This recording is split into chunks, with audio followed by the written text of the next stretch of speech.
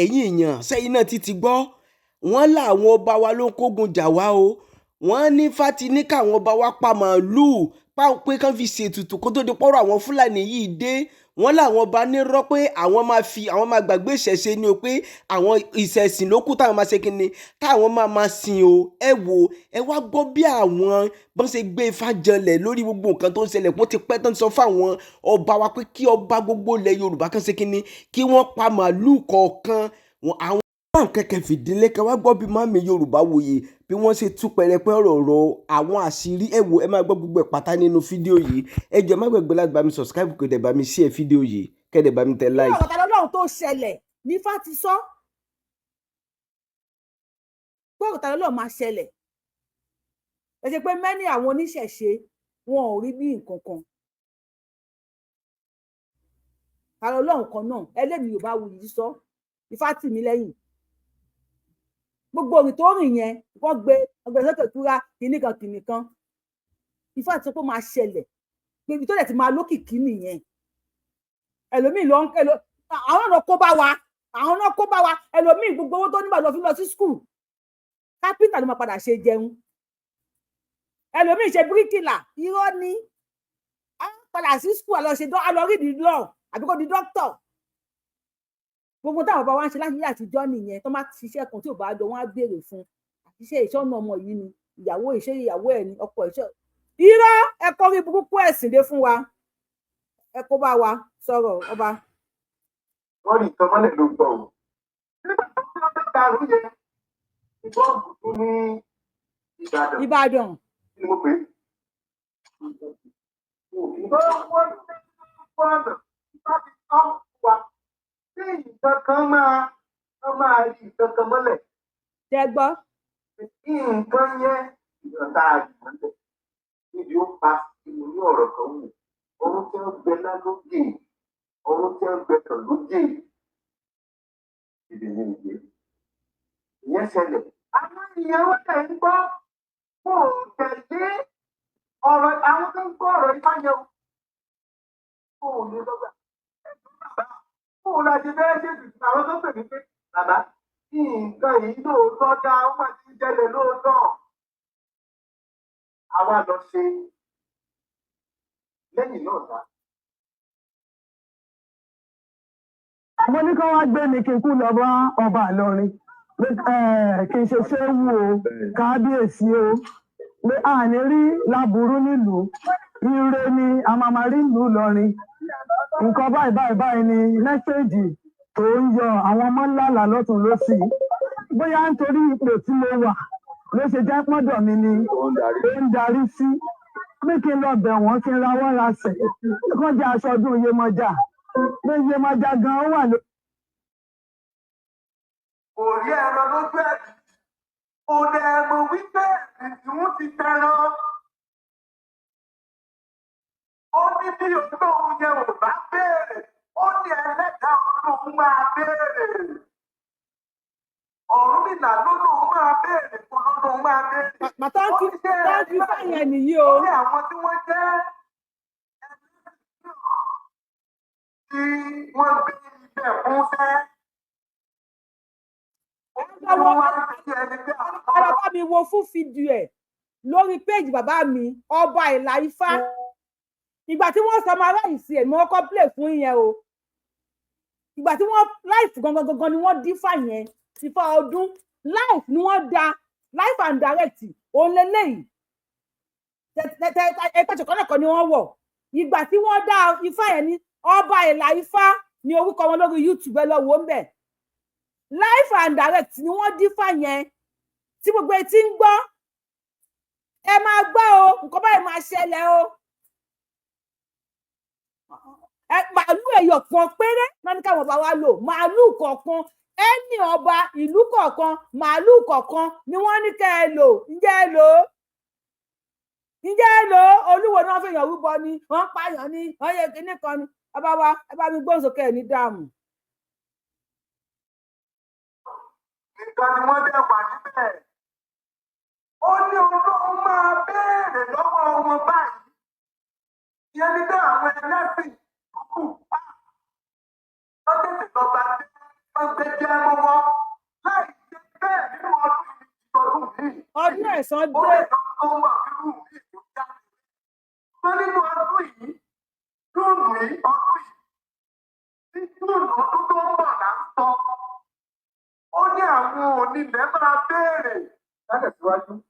Nínú ọdún yìí báyìí, wọ́n sọ wípé ogun fẹ́ jà láàárín oníṣẹ̀ṣe àtàwọn ará Ìlọrin. Ifá ta lọ́lọ́run. Ifá ta lọ́lọ́run Ọdún nìyẹn. yẹn ni wọ́n gbé Kábíyèsí Ifá. ó ṣọ́ra ogun pọ̀ látọ̀nà tó mọ̀ gan bẹ́ẹ̀ ni ìyẹn lọ bẹ̀rẹ̀. Torí tá a bá ní kámà, ìyẹn ti pẹ́. Lákòókò yẹn, àwa ṣe ipá kan ní 2024. Àgbà ipá lórí ilẹ̀ káàárọ̀ àjíire ìdí odò tá a dá nígbà yẹn ní ìrẹsẹ̀ láàrùn ìrẹsẹ̀ lọ́sùn ọ̀sán lóṣù.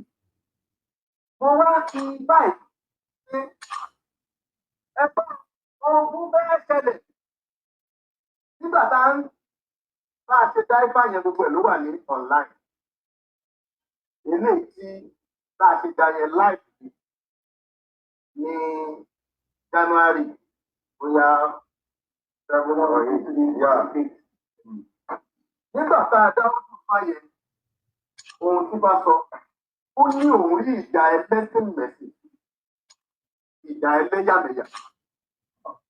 Ìjà ẹlẹ́sìn mẹ̀sìn àti ẹlẹ́yàmẹ̀yà yìí ó ní àwọn ẹlẹ́sìn àtàwọn àgbègbè tí wọ́n fẹ́ fòkun gba ilẹ̀ Yorùbá. Ṣé wọ́n kó àjòjì wọ Nàìjíríà nísìn àbí wọn kájòjì wọ Nàìjíríà? Ṣé wọ́n kó àjòjì wọlé Yorùbá báyìí àbí wọn kájòjì wọlé Yorùbá? Ifá ti sọ fún yín. Olúwo kí ló fẹ́ kún? Kí ló fẹ́ kún?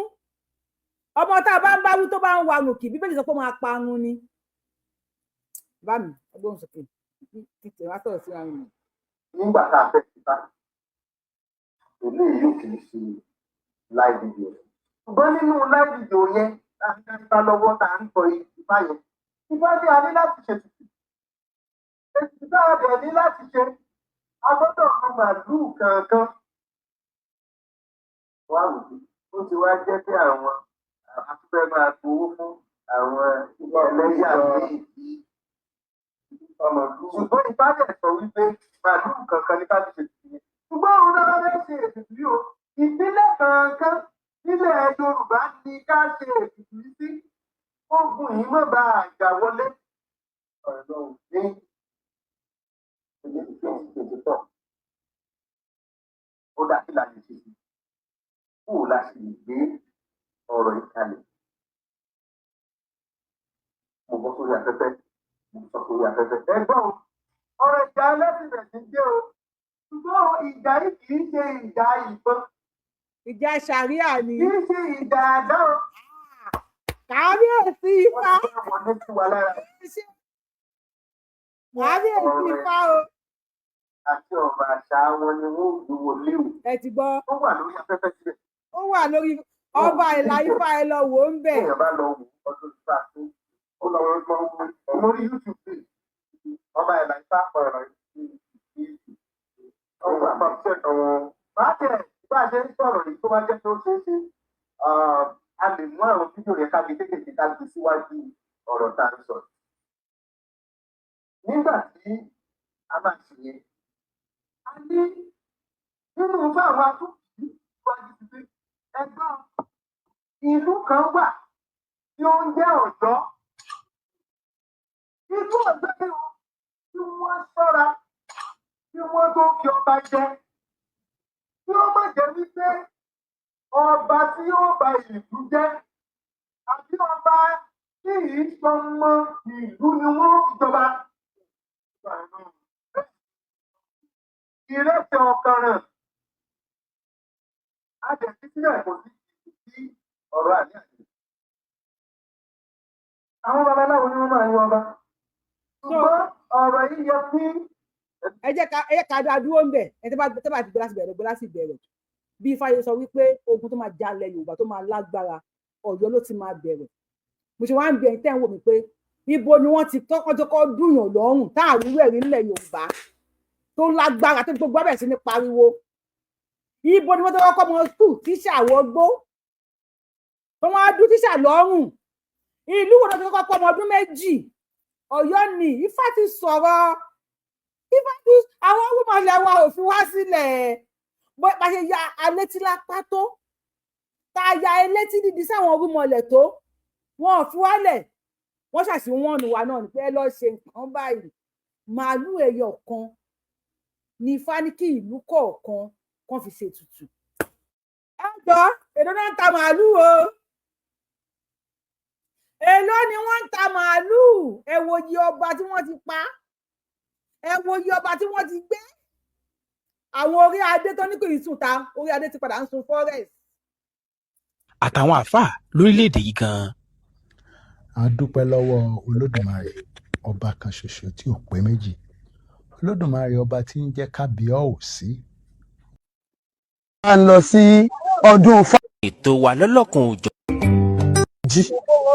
mo pe àwọn awo mo pe babaláwo ẹ wá da Ifá wọ́n gbé fàjànlẹ̀ wọ́n kí n ṣe wú sọdún Yemọja pé Yemọja gan ó wà lórí kí ìlú Ìlọrin wọ́n ṣàní Yemọja ló nídìí àpẹ ní ìwà láti ibẹ̀ ṣùgbọ́n bóyá ipò adé tí Elédùmarè ti dé mi látọ̀run wá òun ló fà tó fi jẹ́ pé èmi ló ń farahàn mi ò wá láti wá ṣe ọdún nítorí wípé mò ń wábi tí màá ti ṣọdún irúnmọlẹ̀ ló rán mi iṣẹ́ tá a dẹ̀ rán ikọ̀ kì í pa ikọ̀ lágbára lọ́wọ́ Elédùmarè tá a bá ti ń bọ Yemọja ní ìlú Ìṣẹ̀yìn yìí gbogbo àgbáyé a máa rítura àní mọ ìnira Ọ̀rúnmìlà ló sọ pé ọ̀pẹ̀rẹ̀kẹ́tẹ̀ kọ̀rọ̀ wọ̀ sí ó ní kẹ́nikẹ́ni má ṣe súngbà gẹ̀rẹ́gẹ̀rẹ́ lára òun adífọ́fọ́ ló gbòjì gọ̀lọ̀ èyí tí ń ṣàwó lọ sí ìlú àwọn ẹlẹ́yẹ ẹbọ làwo ni kó máa mú ṣe ó gbẹ́bọ níbi òrúbọ ó lèmi ti dológbò dúdú èsè gọ̀lọ̀ ní máa bá wọn yún gọ̀lọ̀ ní máa bá wọn bọ̀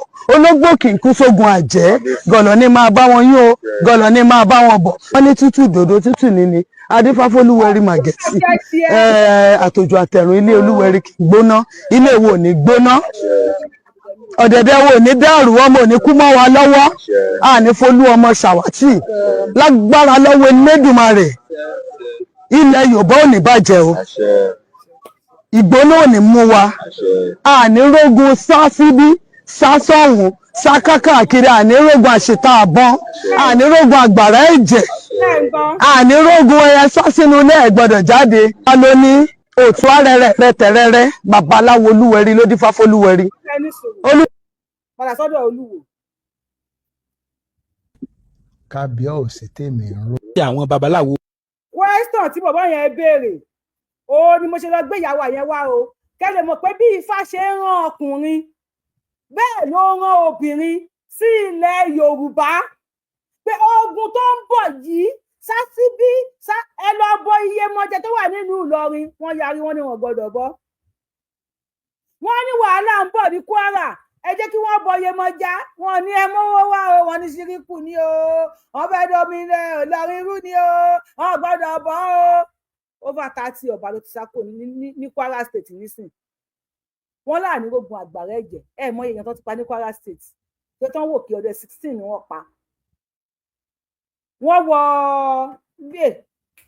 mo fẹ́ rántí tó lọ ti kọ́ àwọn èèyàn 176 ní Kwara State wọ́n pa ọkùnrin 200 àwọn kan ní 203 àwọn kan ní 207 but news gbé pé ọkùnrin 200 ẹni tó bá rántí ìlú yẹn ní Kwara bá mi kọ sí comment section wọ́n wọlé wọ́n ṣa ọkùnrin 200 wọ́n pa wọ́n wá kó obìnrin 176 àtàwọn ọmọ èké wọ́n kó wọn láti jọ wò ìjọba Kwara bọ́ta ó léèyàn 2 lànà kó àwọn ajínigbé bọ́ta wọ́n display wọ́n ṣò gbogbo wọn àwọn 176 yẹn láti February wọ́n ti wà lọ́dọ̀ wọn dì sí o kódà bí jẹ́ ń bá yín sọ̀rọ̀ gómìnà Kwara State tún lọ fún Senate ó bá lọ fún Senate àbí ó ń lọ fún Senate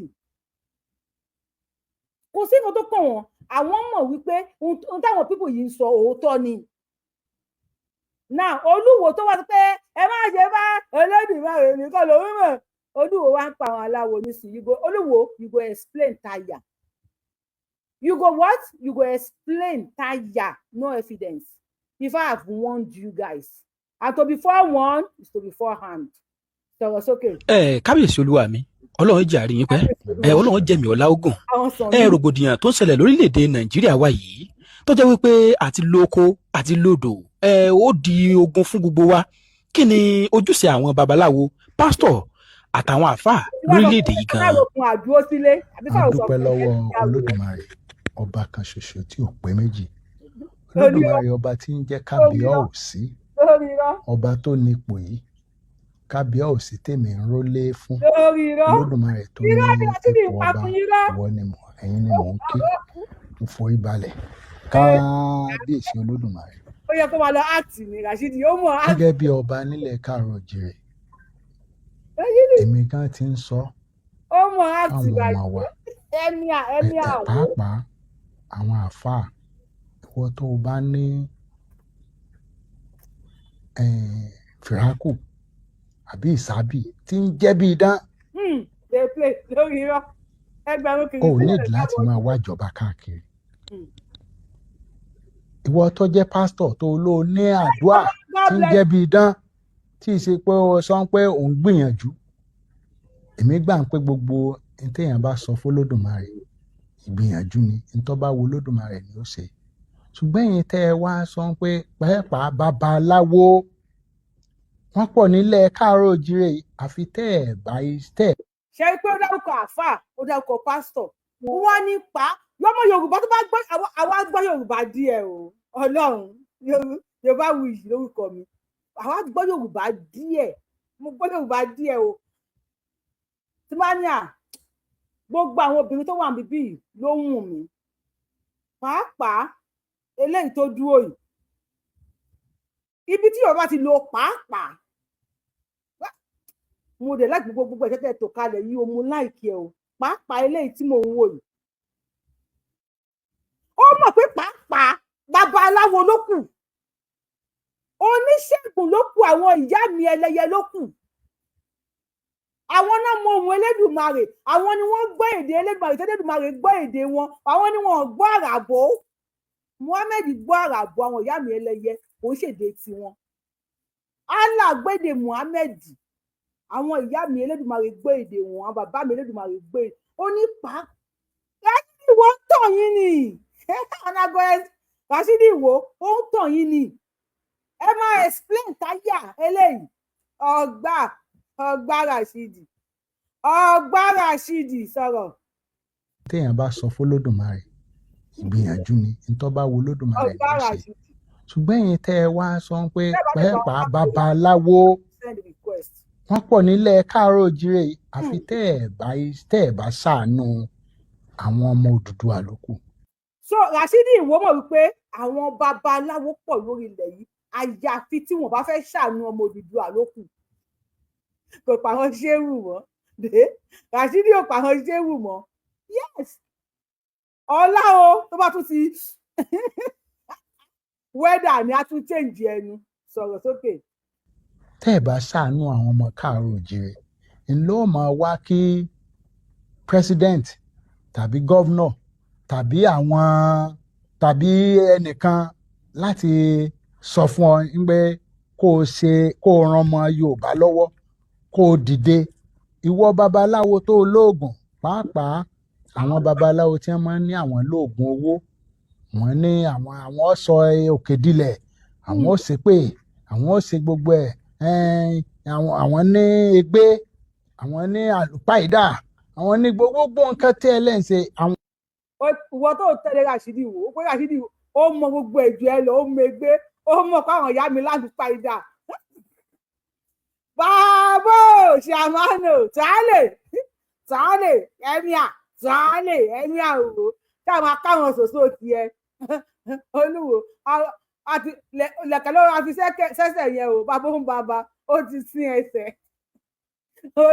Olúwo tàálè bàbá ń bàbá ó ti dè nǹkan mẹ́sẹ̀ anything ló wà wọlé bá ìyàwó lọ ni fàlàhùlà ló yọ ní ẹbí pípẹ́ Barrister náà ó nígbà tó wà nínú ilé ó ní fẹ̀rẹ̀fẹ̀rẹ̀ tí lè ń jó báyìí ó ní wàhálà àwùlà ló yọ mí wàhálà àwùlà wàhálà kùràtà ìlàbìlà mi ò lóògùn àmọ́ mo ò ní Kùránì ayípápá ayípatì ọmọ òjò sáré kúlẹ̀ńjẹ wọ́n tún fẹ́ pàdé Ọlọ́run ọba ọ̀nìta ló ń lé yín ọlọ́ṣọ́ pẹ̀lú ẹ̀jẹ̀ ni wọ́n tó bá jẹ́ṣẹ́ pẹ̀lú ẹ̀jẹ̀ ni ẹ padà sẹ́yìn kẹ́ máa sọ fún wọn wípé àwọn àjẹ́ wọn kì í jowó àwọn ẹlẹ́yẹ wọn kì í jẹlẹkẹ ìbàjẹ́ òkú kì í bókùrò òun alákejì òdìdẹ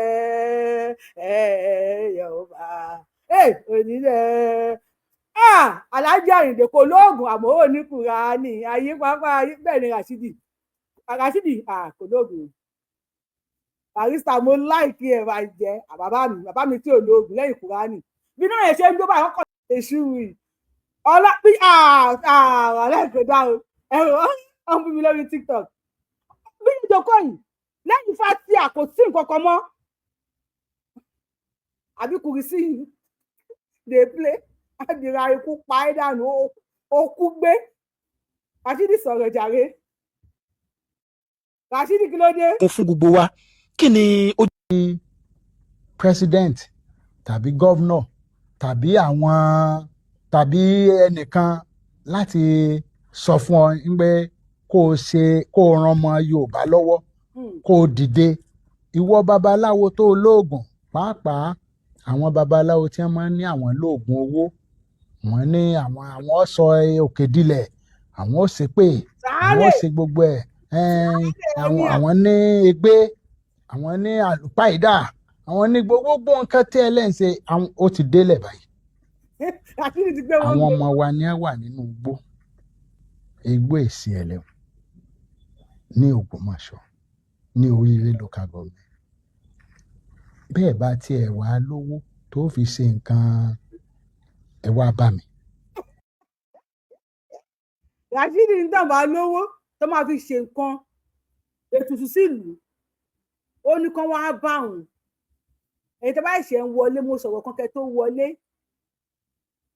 Ràṣídì ń gbé yín ní gògó ni wàá rí àwọn pásítọ̀ yín àwọn àáfàá yín wọ́n máa sọ fún yín pé èmi ò lè ṣe bá o àwọn ò lè ṣe tuntun o ṣùgbọ́n wọ́n bá fẹ́ bọ Ògún ilé wọn tó fẹ́ bọ Ṣàngó ilé wọn wọ́n á sẹ́ǹdì owó èmi ò lè sin Ọlọ́run pẹ̀lú mámọ́nì èmi láńlá wà lákùúátà ẹni tí wọ́n fẹ́ ṣe mo kàn máa fún wọn lówó ni irú mọ̀lẹ́mọ̀pọ̀ mọ̀ òun nìyẹn ò ti sẹ́ǹdì owó ogún ẹni àwọn tó ń bọ́ nílé yín wọ́n máa bọ́ máa forúkọ ẹ̀ náà sí pé lórúkọ ọmọ inú ilé ìlàyé bọ́ ṣùgbọ́n àwọn ṣòṣó tí wọ́n máa fà wọ́n máa ń tẹ̀lé ẹnu yín he is begging with style Ràṣídì ó ń fi style bẹ̀bẹ̀ ní ẹ pé àwọn aláwo yẹn ló wá ń fi style sọ fún àwọn ọmọ wa wà because what tó o bá mọ̀ kó lọ mọ̀ a ti yọ gbọ́ wípé Bello Túnjí wọ́n ló ti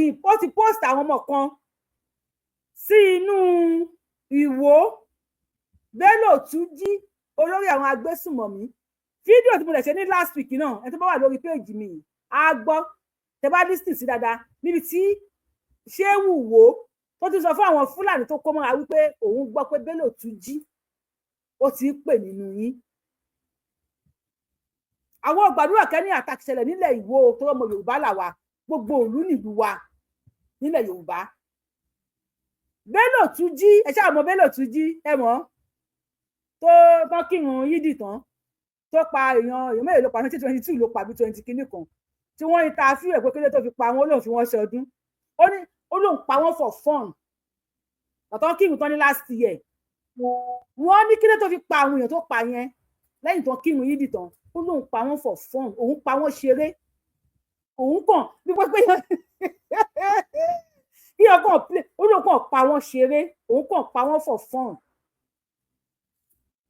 ó ní wọ́n sọ pé bẹ́ẹ̀ ṣiṣẹ́ ti wò ó èmi kọ́ ni mo sọ tó bá ti follow mi lórí YouTube lọ follow mi lórí YouTube Yorùbáwùyí wàá rí níbẹ̀ èmi kọ́ ni mo sọ wọ́n ti já àwọn orí TikTok dànù wàá rí níbẹ̀ pé Ràṣídì Ìwó fún ara sọ wípé òun gbọ́ pé Bello Túnjí and before that ẹnìkan ti pè sórí péjì mi tó sọ pé Bello Túnjí ló fẹ́ ṣiṣẹ́ Ìwó Ràṣídì fún ara náà dẹ̀ padà sọ pé Bello Túnjí ló fẹ́ ṣiṣẹ́ olórí àwọn terrorist wà láì ogun gbọ́ ẹ̀yà ara wò Ọlọ́run máa ṣọ́ yín o ẹ máa ka kùrìsì 99 kẹ́ tó di pẹ́ sùn o Ọlọ́run á ṣọ́ gbogbo wa ó yá Rashidi sọ̀rọ̀ sókè. ní Ògbómọ̀ṣọ́ ní Oríire local government bẹ́ẹ̀ bá tiẹ̀ wá lówó tó fi ṣe nǹkan Rashidi ẹ ló wá lówó. bá mi màá sponsor yín pàápàá bàbá Yẹmí Ẹlẹ́bùúbọn ó gbádùn kó àràbà dárúkọ wo gbogbo ẹ̀yin àràbà pátápátá bẹ́ẹ̀ ẹ má tiẹ̀ wo tèmi pé mi ò gbà pé oògùn lè ṣe nǹkan kan èmi gbà pé tó oògùn bá wà tó lè ṣe nǹkan ó yẹ ká máa fògùn ṣe mọ́tò ká máa fi gbogbo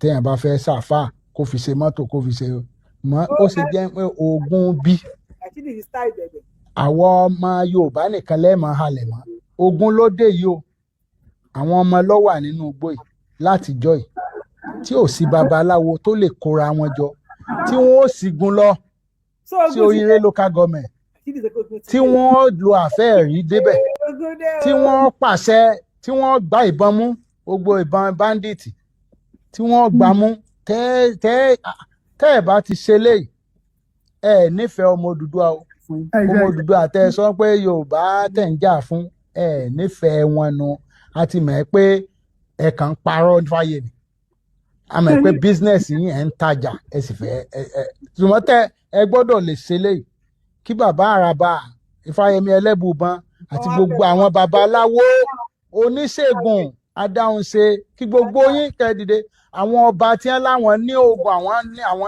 àwọn lè mí gbogbo ẹ̀ ìsìn ló yẹ kẹ́ ẹ wà nù yàrá yín kẹ́ ẹ pàṣẹ ìsìn ló yẹ kẹ́ ẹ bọ́ sí kẹ́ ẹ líìdì ogun nugbó ẹ já lọ bá wọn kẹ́ ẹ sì kó gbogbo àwọn ọmọ wa wálé láì ṣe bẹ́ẹ̀ ń gbọ́dọ̀ gbọ́n pé babaláwo kan tó ń halẹ̀ mẹ́nì kankan mọ́ o ń gbọ́dọ̀ gbọ́n pé bọ́ bá ń halẹ̀ àti mọ̀ pé rọ́lọ̀ ń pa tó bá ń sọ pé oògùn kínní wà oògùn ẹ̀yìn ìyẹn gbọ́ oògùn kínní kan tó bá wà ìsìn ló yẹ kẹ́ ẹ lò ìsìn báyìí bẹ́ẹ̀ bá ti lò ojú ti gbogbo yín àti pásítọ̀ ni o àtàfáà ni o àti babaláwo gan ni máa halẹ̀ máwọn ọmọ wa nílẹ̀ Yorùbá ìjù ẹ̀yin la fẹ́ jẹ́ kẹ́ ẹ dìde nísìn kẹ́ ẹ lọ ṣiṣẹ́ yìí kẹ́ ẹ lọ ràn àwọn ọmọ wa lọ́wọ́ eléyìí ni mo ní kí n sọ fún yín yóò dáa fún yín o ẹ sòye o ìmọ̀ràn mi lè fún gbogbo ọmọ Yorùbá lápapọ̀. ó dà ẹ ṣeun gan Emir ìjọ wo lẹ́yìn máa wá gbé Kùránì tẹ máa ṣíwájú àwọn Mufti Ìwó tí Mufti Ìwó máa tẹ̀lé yín ẹ ti sọ pé kò sí ọ̀kan nínú ìṣẹ̀ṣe a lè sọ fún yín pé Ifá ti warn yín before now Ifá has warned you guys before today so why are you crying today why are you crying now why tẹ́ ń sunkún sí ó padà sí sọ wàhálà ó padà sí sọ why tẹ́ ń sunkún nísìn nígbà tí Ifá warn yín níbo lẹ wà bọ́dá Rashidi when Ifá was telling you guys pé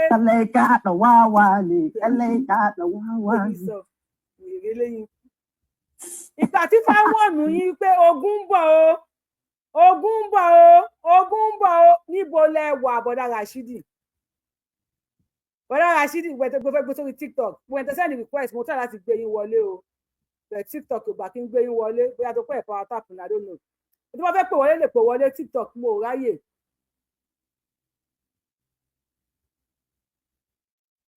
Rashidi bó ló wà nígbà tí Ifá ń sọ wípé ogun ń bọ̀ o nígbà tí bàbá mi ọba ẹ̀là tán dífá ọdún tán lógun ń bọ̀ tán láwọn pípù yìí máa wọlé wọ́n máa béèrè fún ṣàríà lọ wọ́n máa béèrè gbà nígbà tí Ifá ń wọ̀nù gbogbo yín nígbà tí Ifá ní ẹ lọ pa màálù ọba kọ̀ọ̀kan o ẹ lọ pa màálù ṣé mo tan fóònù lẹ́sà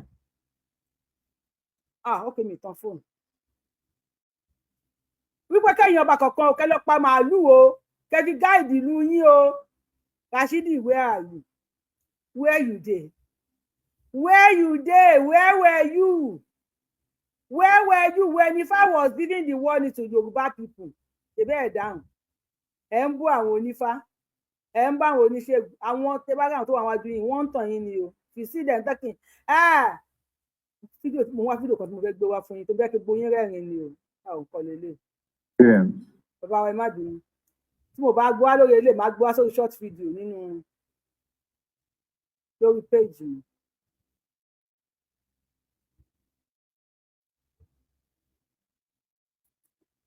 fídíò. gbogbo ló ń ṣe báyìí àwa fúnra wa à ń lọ pẹ̀lú nùkàyà kan.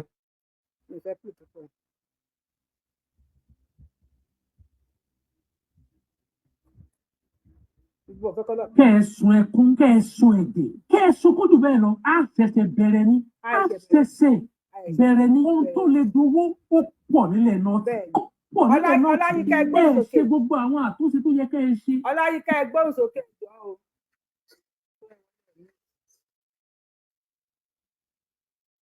Ọláyínká ẹ gbóhùn sókè o.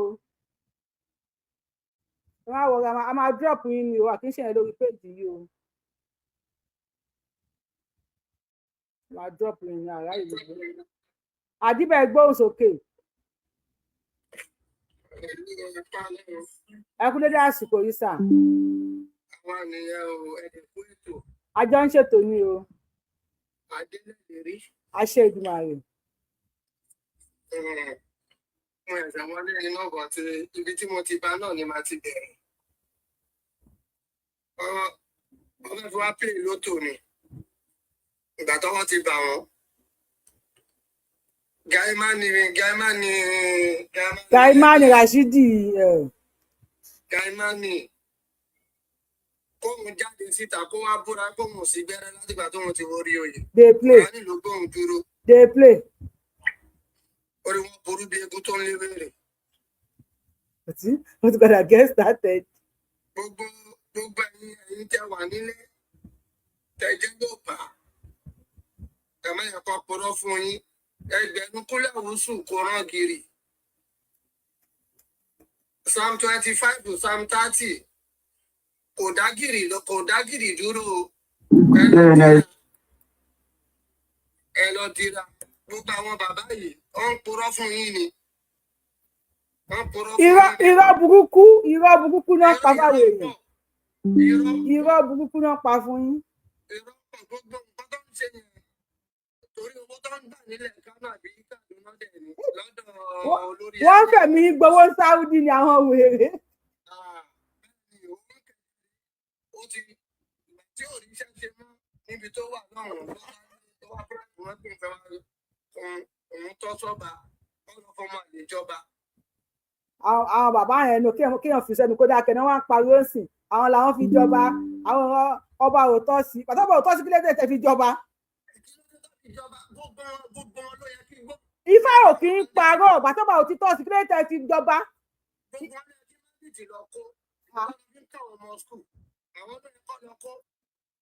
Boko Haram èmi àní ẹ̀kọ́ kó boko. Ó dà ẹ ṣeun gan. Ẹ ká gbọ́ nǹkan tí pásítọ̀ wa yìí sọ. Èmi àní ẹ̀kọ́ kó Boko Haram yóò bẹ́ẹ̀ ni ẹ̀kọ́ kó Boko Haram that's my name. Nobody have been chosen on earth today to face Boko Haram. I'm the only person in my community. Then God told me that telling governor at the pay setter, the pay setting state will now lead others. I've been to Osun State, and I've been waiting. When I told my God, this man didn't accept me. I went to other commissioners. They said they are nothing they can. The chief press secretary, I've been to him now. Every time, it's my friend. I've been going to him. He been said there's no thing you can do. I come here every day up to now. I'm not again. So now, the governor, to me to see him and sit down, it's the antidote of flushing these people out to eliminate in the bush camp from Oyo State, in Nigeria. So this is answered. Oyo State the first. Are you going to go to the forest to put the water? I've been to Kogi, Niger, Kwara. But I cannot go extend the market. I've covered the market. They are understanding the market people. I've worked in that entire market. Can you go and rescue the ones that are here now? This Baba Bugbara Kikema, full of Holy Spirit. I'm a small boy, but this power given to me. Only I. You go and rescue them. I will go there.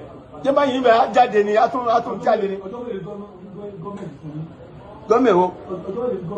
Gọ́mẹ̀ ìrí gọ́mẹ̀. Ọjọ́ nìkan fún ọjọ́ mélòó nìkan fún yín tẹ́lẹ̀ fi lọ bá wa gbé wọn. Táwa ti rí gọ́mẹ̀ lónìí, tá a ti gọ́mẹ̀ lónìí, tá a ti gbà láì tó ti bẹ̀. 3 days they be released. I said it on Tuesday. I'm a supernatural prophet, supernatural bishop, charismatic prophet. Ẹ̀mí mi sọ pé ẹ̀mí máa ń ṣiṣẹ́ agbára. Ẹ̀mí máa ó ju ọta àbẹ lọ, ó ju àwáyá lọ, ó ju agbára kankan. Mo lágbára agbára fún mi tọ́lọ̀ fún ìmọ̀ ìdẹ́ ní ìsílò. Bàbá wa pásítọ̀ yìí, wọ́n ní ẹjọ́ tó bá ní kọ́ńtàtì Ṣèyí Mákindé lọ́wọ́ o. Wọ́n ní ẹ̀mí mímọ́ sọ wípé kí àwọn lọ kó àwọn ọmọ yẹn wá nínú igbó. Ẹ bá wa pàtẹ́wọ́ fún má fojú underrate wọn náà.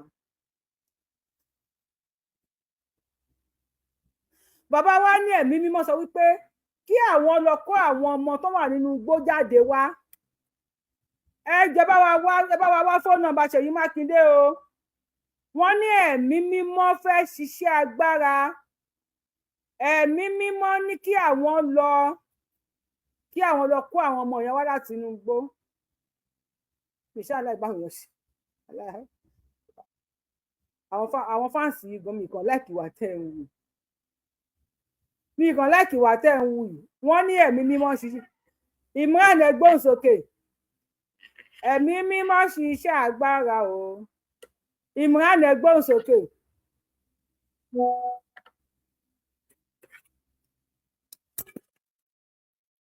Imran ṣe wà ń bẹ̀ àbí ká drop yín àgbà kí èèyàn jókòó sórí péjì wa láìsọ̀rọ̀ o.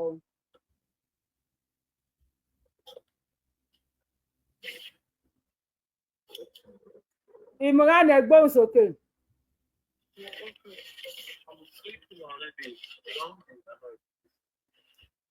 Imran ṣe wà ń bẹ̀. I'm fine, and you?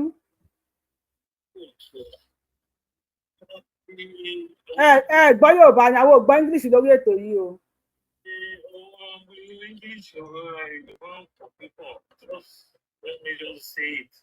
Ó dẹ̀ ẹ máa sọ wáyé fẹ́ sọ à ń gbọ́ yín.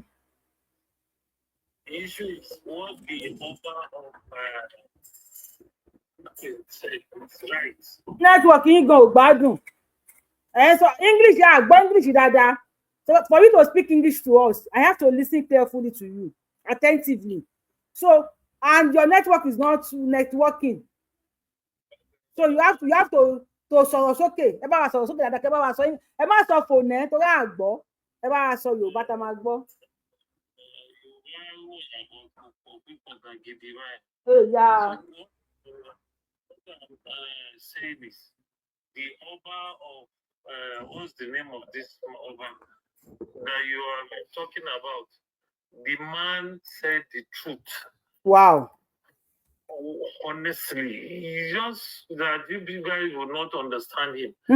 How would we have all these people in the name of herbalists, pastors, imams, and the rest of them that has, and they'll be boasting, they'll be telling you, I can deal with you, I can do this, I can do that. And at the end, these people are there to be dealt with. You didn't go there. Go and meet, that's where you exert your power. That's where you are supposed to go and exert your power, not within people and be telling them, you can do this, you can do that, you can turn the whole world upside down. No. Go and meet the Boko Haram. Go and meet the bandits. That's where you exert your power. I want this man, the pastor who just finished talking now, to quickly see the governor. Right. So we have somebody that has done that before in Ibadan that say he can hold a lion.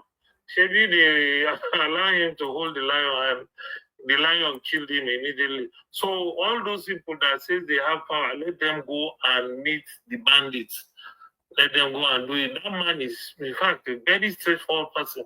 I don't know why you people don't like him. Who? The Oba of, what's his name? The Abdul Rashid. Okay, the Emir of Iwo. The Oba of Iwo. No, it's not an Oba. He said it's not an Oba. He said it's an Emir.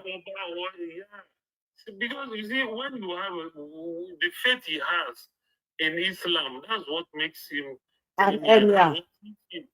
That's what he feels, and that's the title he wants.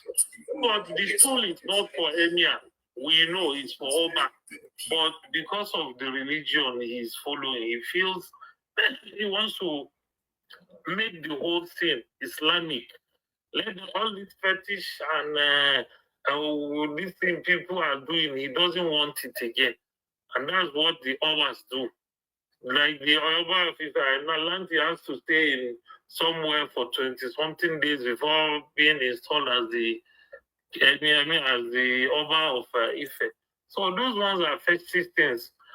He wants, being a Muslim, he wants to be there without all those fetish things. That is the whole issue. It's not as if he's a bad person. The Oba is saying, the Emir is saying, doesn't mean he is. Shebi is in the Yoruba land. So these are me, that's what I see. So, but I don't know why you people are condemning him. I don't know. That's my own take. Okay, Imran. Where are you from? I am originally from Kontagora and Ofa. Katagora And Ofa. And Ofa. Okay, Miss Blood. Okay, fine.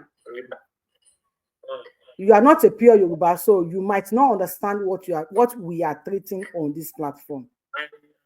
No. You are not a pure Yoruba. You are a Miss Blood. Katangora versus Ofa, and even some of Ofa people are Fulani people. So you might not understand. For Emir of Iwo to stay on the stool of our forefathers, before he got there, he know we are fetish in Yoruba land. We have our ancestors. We know we have our way of believing in Eledumare. We don't believe in Allah. 70% of Yoruba cannot be totally Muslim or Christian. 70% of Yoruba are far. The pure Yoruba are far. 70% that don't have mixed blood. If they tell you they are far, they have kini baba won to mi yoro labe enule. If they tell you they are pastors, they have kini baba won to mi yoro ninu ile. Pure Yoruba are far. We sin gbere, we je ogun, we jo ogun, we mu ogun, we gbe ogun. Let me ask you. No, okay. Let me learn. You're gonna ask me any question. You have the floor. So this Oluwo saying is an emir on our father's stool. No problem. Oluwo is now calling on the Babalawos to come out and go into the bush. It's because you don't join this program from the starting. If you have joined us from the starting, you will have known that I played 2 videos of herbalists. All this thing that is happening now in Yoruba land, through Ifa definition, they have said it in 2024. My name is Yoruba Wuyi. You can go on my YouTube. You can go on my YouTube, Yoruba Wuyi, and watch this video from the beginning.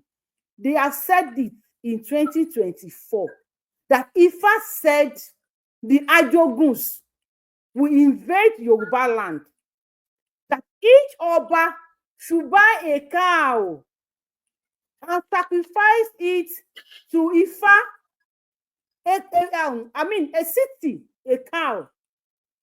That like let's say we have Ilorin, this thing, they should just buy 1 cow.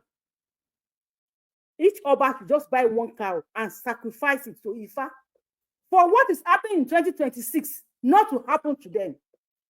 To avoid Oba being running away from their palace. To avoid Oba being kidnapped and killed.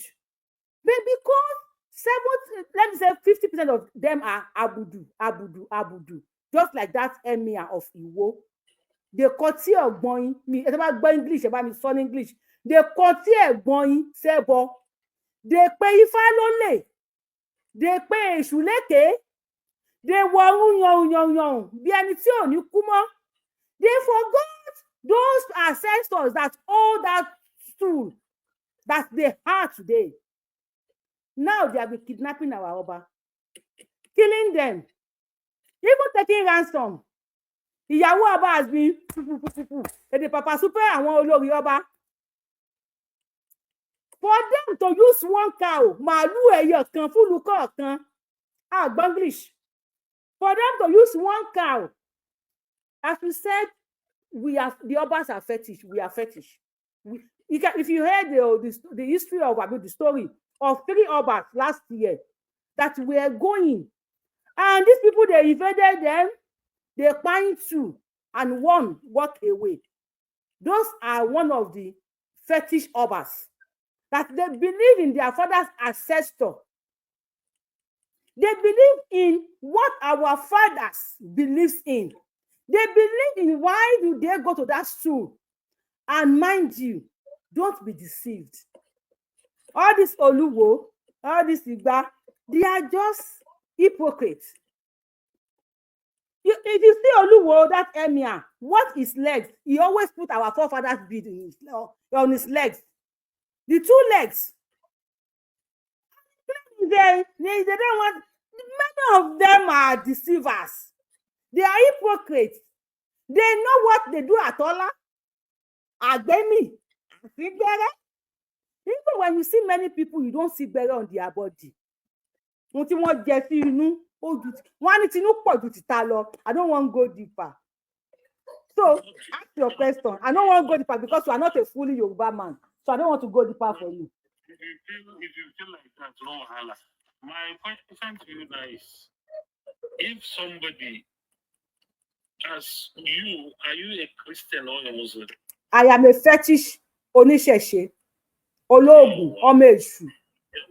Now, if you are that, somebody now wants to be a Muslim, and even a still Muslim virtues on the throne he is staying, because he was born and has blood of Oluwo, and that's why he's the Oluwo. No. You understand? Excuse me. Those people that put him as Oluwo, God, let me quickly answer you that, so I won't forget. Those people that installed him as Oluwo, they came out. They said they did not follow Ifa, that he came and deceived them. He begged them that he came from Canada with nothing, that they should help him. We have the videos on the internet. And politically, Aregbe is one of them, and one Baba. And one Baba, they came out and they said they use politics to install Oluwo. Now, because one deity, anything if I one deity, they use politics to put him there. So go ahead, please. Now, my question to you is this: if is he not born from that lineage, doesn't he have the blood of the Oluwo in his system? I don't know, but we can have 20 priests. Okay, go ahead, please. It is hereditary. He has the blood of Oluwo running in his system, and that's why he's installed there. Okay. Let me, because you are half-blooded Yoruba. You don't. No. I'm gonna give you that. I'm gonna give you answer to that. Because you are not fully Yoruba, we might have 500 princes in a family, born to a family of Oba. But if they want to elect Oba, one lati da Ifa. Ifa will pick one. You know all those 500 princes, they have the lineage of Oba in their, and the blood of Oba in their blood, in their body. But Ifa will take the best. He will choose the best. So they don't wait for Ifa to choose the best for them. According to Baba Oyedokun and Aregbe, they did not wait for Ifa to choose, they choose politically. Let me not tell you the secret if you don't know it. What is the secret? Fulani want to tell me the secret of my father's land. Go ahead, please. Yes. Go ahead. The secret is money. Go ahead. The secret is money. 99% of, not even 99, all of them. What now? You two should go and learn how to die. Go and see it if you will see anything. You are seeing nothing. All those ones that have been saying No. I just go sorrow now. Okay, go ahead, please. Saying zero. Nothing is saying nothing. Okay. So all they do is they when you look at the Obas in the Southwest, 85% of them are either people that are from Canada, America, who has money. Look at what the Oba of Oyo, because he's rich. It is not because they have all this lineage in them. Because they have money, they bribe and give the Ifa people the money, and when they give them, it ends there, and they become the. Your words are contradicting each other. You said if you die Ifa, you will not see anything, and you also wait now. Wait, I just want to repeat. I want to repeat what you just said. You said okay. We get you. You said they have been giving money to change Ifa's words and pick anybody randomly, and you said they don't see anything. Okay, she already show back mobile. My sister, any student, ma. Please, help me 2 minutes, ma. You said they are not seeing anything, and you said they are collecting money. So those two words has already contradicted each other. And where I'm going now, so as a Muslim, can we use Quran to Yoruba in Yoruba land? You see, let me not tell you. See, the words I was saying doesn't contradict each other. Let me start from. Can we use Quran, because we have many people that want to talk? Can we use Quran to? No. We have many people on the phone. Can we use Quran to select Oba in Yoruba land? Let's maybe we should just leave the phone and go. You don't use Quran to select Oba. So how do we get Oba? How do we elect Oba? Select Oba is by his antecedents. What has he been doing? What is he up for? Is he a good person? You know him before now. Okay. Okay, because you are not a Yoruba. Even the English you are speaking, many of the English you are speaking is not right, and you said you are not a Yoruba. As a Fulani person, I will not agree with you. You said they should use what that person has done. Yoruba sọ wípé èyàn ò dàbí ẹ̀gúsí àbá ṣẹ̀wò. Èyàn ò dàbí ọjà àbá lọ láàárọ̀ ká dé lálẹ́. Ìrínisí òun nìsọní lọ́jọ́. Ìrìn ẹ̀rìn làákò ni. Èyàn bu ẹwà ẹlẹ́jò ló pa. Sójò máa ń fo ẹwà ara dànù ni. Bá ní sùúrù bá gún àtàlódó àtàlọ́lọ́ ata ò ní pa ìwàdà. We cannot use Quran, and we don't want Emir on our page because Emir is, because you said you are talking about Muslim. Even Anabi Muhammad cannot digest it, cannot even see it when sign up. When she put poison in his food, you know Anabi Muhammad died of poison. He was poisoned. So why can you bring the follower of person that was poisoned? A pedophile. Tó bá ọmọ ọdún mẹ́fà sùn. Ẹ tó fẹ́ ọmọ ọdún mẹ́fà tó bá sùn ọmọ ọdún mẹ́sàn-án. Ajagun gbalẹ̀, ajagun tà. You want us to be using that on our throne? It's not done. You said Oluwo should do. You said we should allow Oluwo to be emir because he's a Muslim and Islamize the throne of Iwo. We will not allow that because we will not allow our children. We will not allow our children. Nílé ìfaramọ́ kí àwọn ọmọ wa di akéwú tọrọ jẹ, kó máa lọ sílé kéwú, kó máa kàwé, kó máa wá tọrọ jẹ. Nílé ìfaramọ́ káwọn ọmọ wa máa ṣe ṣàríà, kó máa fi géèyàn lọ́wọ́, kó máa fi géèyàn lẹ́sẹ̀. And we will not allow anybody tó ń tẹ̀lé ẹni tó ń bá ọmọ ọdún mẹ́fà sùn kó ba ilẹ̀ bàbá wa jẹ́. So ìyá wa Adébọ́lá, ẹ lè gbóhùn sókè. Mo ṣe tọ́lọ́run. Ṣé ní àwọn pípọ̀ yìí, Olúwo mọ̀ pé Ifá ń jẹ́ náà. Tó bá bọ̀ pé òun Ifá ò jẹ́, kí ló ń wọ ilé ìjọsìn kí ló ń wọ àwọn aṣọ wa fún olúwo mọ̀ kó ṣẹ̀ṣẹ̀ wà nílẹ̀ Yorùbá kí ló pa àwọn babaláwo fún pé kọ́ wá gbà kọ́ wá gbowó lọ́wọ́ nǹkan dáfá. Babaláwo ló máa gbowó lọ́wọ́ ìṣólówó lọ́wọ́ olúwo tí ò jẹun ká ní.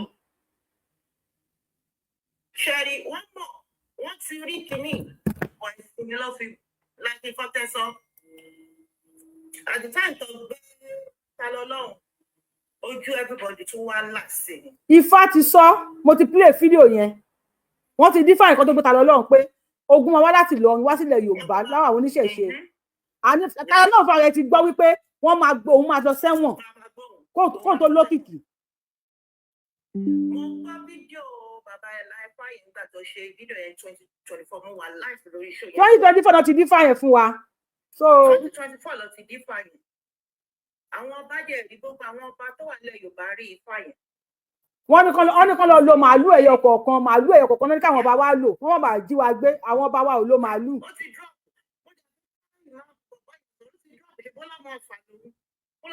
àlùmọ́ǹtì ni kò ń sọmọ Ọ̀fà ó ní ọmọ pọ̀ ẹ̀hún kò tó ń gòrò àdìwọ́ ló pe rẹ̀ ń sin ó ní kò tó ń gòrò àdàjì Ọ̀fà ìdájì.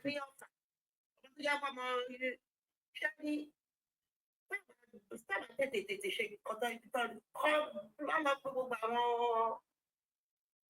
bàbá ẹlẹ́gbọ̀n táwọn bá tètè ṣe nǹkan sí èyí ta rí ìṣe kábíyèsí méjì lọ sí pàdé ẹ ti sọ èyí náà ẹ ti máa sọ àǹtí ẹni wò nǹkan tó máa. kábíyèsí tí wọ́n ti pa ti lé 20 méjì báwo. mo mọ ṣé mo wà lórí ṣọ́ọ̀dẹ tẹ́yọ̀ kan sẹ́ndì mọ́kànlá sí tẹ́ǹkà. táǹkà jáde. ẹ jẹ́ kí n sáré play fídíò yìí ẹ jẹ́ kí n play fídíò yìí. òun la ti ń fi sọ̀rọ̀ ṣùgbọ́n àárí àtúnṣe sí ọ̀rọ̀ tí ó ń ṣẹlẹ̀ níbí kí ni àdánwò náà òun ni lórí mọ́ṣáláṣí wa a ti gbé mọ́ṣáláṣí yìí kalẹ̀ láti ọdún tó ti pẹ́ tí ó sì jẹ́ pé à ń bá ètò tọlọ́run lọ níbẹ̀ bẹ́ẹ̀ náà ni àwọn ilé wà ní agbègbè wa yìí bẹ́ẹ̀ àmọ́ lẹ́nu pé à ń bá ètò lọ yìí ni wọ́n wá kọ́ pọ́tù kan sí ẹ̀gbẹ́ wa ń bí láti bí ọdún bíi 8 òun náà la ti ń fara da ìnira yìí àmọ́ kí ni tó mú wa pariwo síta lásìkò yìí òun náà ni pé ariwo náà ti òórùn náà ti pọ̀ jù tó òórùn bá ṣe ń rìkọ́ọ̀dù ni àbá rìkọ́ọ̀dù ẹ̀ bí mo ṣe ń sọ̀rọ̀ yìí nínú agbami òórùn tó lágbára òun la wà tó ń ṣe wípé à ń rọ́jú láti ṣe bẹ́ẹ̀ ni àwa ń bẹ ìjọba wa ẹ jọ̀ọ́ ẹ ràn wá lọ́wọ́ àwọn èèyàn yìí a ti bá wọn sọ̀rọ̀ lọ́pọ̀lọpọ̀ wọ́n ti sọ fún wa láìmọye ìgbà pé ká fáwọn lóṣù 6 àwọn máa kúrò láti bí ọdún 8 yẹn wọn ò kúrò ibi sì ń kó nira bá wa gbogbo àwọn ọmọ ilé kéwú wọ́n ti túká àwọn jọmọ wọn wà mọ́ mọ́ṣáláṣí tá a ti ń kí jímọ̀ ṣẹ́yìn náà rí mọ́ṣáláṣí ńlá òun ni mọ́ṣáláṣí nínú agbègbè wa yìí tó dẹ̀ jẹ́ pé òun náà ni àfojúsùn kan táwa mùsùlùmí gbogbo agbègbè yìí ti ń kírun bẹ́ẹ̀ náà ni gbogbo ilé tó wà ní àdúgbò láàsinmi pẹ̀lú òórùn yìí ìnira kíní pọ̀ ẹ dákun ẹ ràn wá lọ́wọ́ à ń bẹ̀bẹ̀ gbogbo ẹ̀yin mùsùlùmí àgbáńlá ayé ẹ dìde sí wa a ti bá wọn sọ̀rọ̀ ní ọ̀pọ̀lọpọ̀ ọgbà kí wọ́n ti ẹ̀gbẹ́ bótìrì yìí kúrò wọn ò dáhùn ó ti ń kó ìnira gbogbo àwọn ọmọ ní àdúgbò láti di tá à ń gbé lọ sí hospital látara ìnira tí òórùn yẹn ń kó bá wa ìdúró mi yìí ìdúró nínú òórùn ni kódà gbogbo àwọn tó wà ní ìdúró pẹ̀lú mi ń bí nínú ìnira òórùn la wà ìjọba ẹ ràn wá lọ́wọ́ ẹ ṣàánú wa lẹ́nìkan àfọlọ́run ẹ bá wa dá sí ọ̀rọ̀ yìí ẹ bá wa dá sí ọ̀rọ̀ yìí Ọlọ́run kó má ṣàìràn ẹnì kọ̀ọ̀kan wa lọ́wọ́ ìjọba bàbá wa Bọ́lá Ahmed Tinubu ìjọba bàbá wa Dàpọ̀ Abíọ́dún ìjọba gọ́vnà wa chairman wa ní local government Ọlọ́run á jẹ́ kẹ́ ẹ ṣe àṣeyọrí à ń béèrè ìrànlọ́wọ́ yín gbogbo ẹ̀yin mùsùlùmí àgbáńlá ayé ẹ dákun ẹ dìde sí wa ibi tá a ti ń sọ̀rọ̀ yìí náà ní ìlú Lúfùwàpẹ́ tó wà ní Ọbáfẹ́mi ní orílẹ̀ Ìgbèyìn ní Ọbáfẹ́mi Owódé local government ní ìpínlẹ̀ Ògùn Ọlọ́run kí ó má ṣàìràn wá lọ́wọ́ ẹ jọ̀ọ́ ẹ bá wa dìde sí sọ́ọ̀lù wàlà. Sọ́ọ̀lù wàlà nàbí ìlìkẹ́rì. ìnira yìí àmọ́. ọmọ Yorùbá wọ́n ní kó gbé pọ́tírì kúrò fún mọ́ṣáláṣí.